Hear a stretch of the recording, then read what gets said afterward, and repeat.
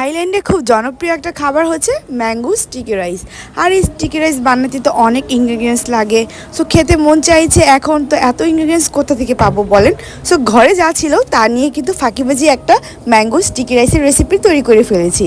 তো চলেন রেসিপিটা দেখে নিই। এখানে আমি প্রথমে নিয়ে নিয়েছিলাম দুধ।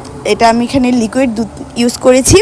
আর স্টিকি রাইসের মধ্যে যেহেতু কোকোনাট মিল্ক ইউজ করে, সো মিট ছাড়া আমি লিকুইড দুধটা ইউজ করেছি। এখন দিয়ে দিয়েছি আমি গুঁড়া দুধ, দেন তারপর দিয়ে দিয়েছি চিনি।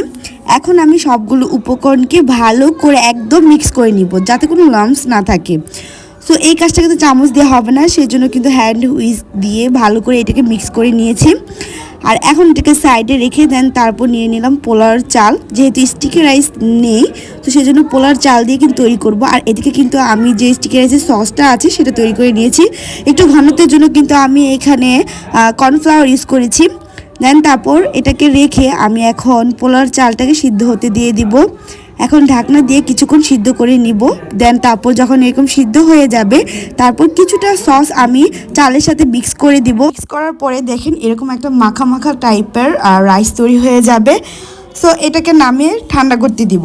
এখন আমি এটার জন্য আম কেটে নিব, যেহেতু ম্যাঙ্গো স্টিকি রাইস, সো আম তো মাস্ট লাগবেই। সো আমগুলোকে আমি ভালো করে স্লাইস করে কেটে নিব।